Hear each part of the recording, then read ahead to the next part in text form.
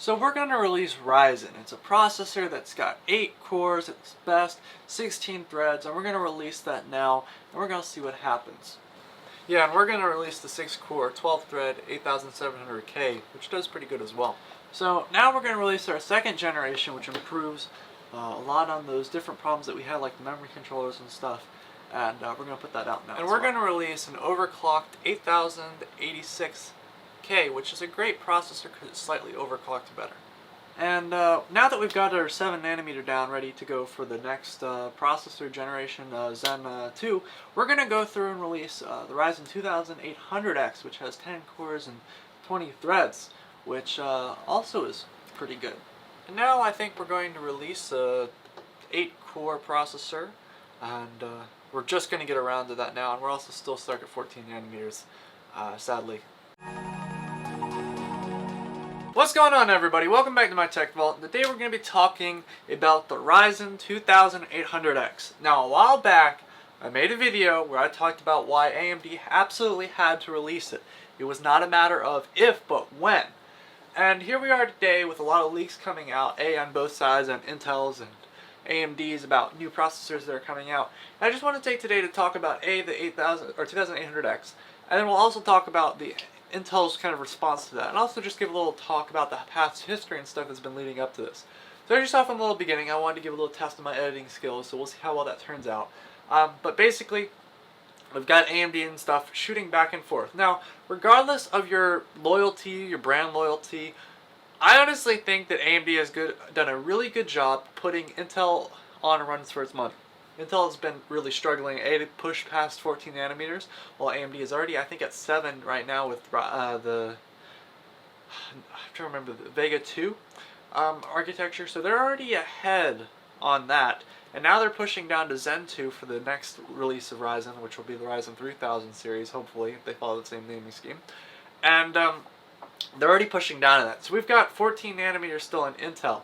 And now we've also got Intel trying to catch up and get the 8 cores, 16 threads in a single chip, which obviously is a good thing for Intel trying to start moving forward to getting more cores, because that means better performance in some games. More cores for everybody is a good thing. But we've also kind of got like an 8-core option that's got no hyper-threading, and then we've got a 8-core option with hyper-threading, and it just kind of gets into a little bit of a kind of repetitive thing AMD is kind of doing. And I feel like if AMD kind of followed, or if Intel followed the same style AMD had, they'd have an 8-core 16-thread processor a long time ago. And that's kind of just what I was thinking. But now we look at what AMD's done. They've got a 10-core, 20-thread processor that's shown up on a couple benchmarking sites. And that's pretty good, because Intel is still trying to catch up to that 8-core 16 threads, because they don't even have anything on the market. Now keep in mind, it is Intel, and their core clocks and boost turbos and stuff will definitely compete.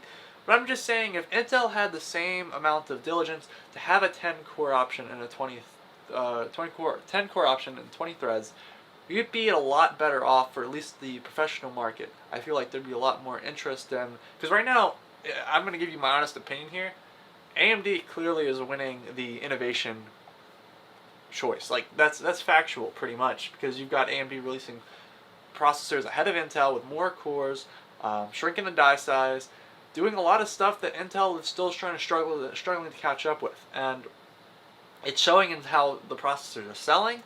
It's showing on like the websites. So let's talk about a little bit about how these processors stack up from what we've seen online. So the Intel processor, we're talking about the 8-core 16-thread processor, rocks in right around 2,212 on its score for Signbench. And obviously that's a pretty decent score. And obviously the Ryzen 8 video editing won't come close to that. But also let's talk about the 10-core 20-thread option, which just falls slightly short below it at 2,134. And that's just slightly below, within reason, slightly, can be interpreted multiple ways, but slightly below the Intel 8-core 16-thread option. Which is why I said if Intel did that, we'd have something that'd be running at a substantially higher clock speed. So also I want to take the other part of today's video to talk about a little something. Intel's branding, or we're getting rumors that they're branding this new 8-core 16-thread processor as an i9. So it's on an i9 on the consumer socket, And I want to just ask the question, if AMD is still branding their 10-core option from the leaks that we've seen on here as a Ryzen 7, why are they planning to release a Threadripper option? Because if they haven't even released, if they're not dubbing it the Threadripper, like Intel is, it always leaves the question, is there a Threadripper coming to the AM4 socket that we're going to see soon? And if so, then that really does raise a couple questions. And we don't have any proof of that, and that was just an off idea. But I wouldn't be surprised to see that in the near future, especially because as we get something like this, which is still a Ryzen 7, we could really start to see a Threadripper option showing up on the AM4 socket. I think that would be something within reason that we could see in the near future. And with Intel branding it as an i9 from what we've seen, I wouldn't be surprised. And I'm actually a little excited to see this because things are really starting to heat up on the core counts. Not to mention, Intel's base frequency on the 8-core 16-thread processor is 3.1 gigahertz. The Ryzen 7 1800X I have back here, its base frequency is 3.6 gigahertz, which base frequencies don't mean too much compared to turbo and boost, but I really would like to see just how the differences that show up, because the Ryzen 7 1800X base frequency from what we've seen on here is 4 gigahertz, which for base frequency on a 10-core 20-thread processor is pretty dang impressive, which makes me wonder how they're getting a lower score. But I'll be interested to see how things go. So without further ado, thank you very much for watching. I appreciate you guys tuning in, and of course check out the channel for other cool tech-related news videos. I did a little video on the Verge. I built a PC, $600 streaming PC. We did a lot of cool stuff recently, so make sure you check that out. And as always, thank you very much for watching. Goodbye.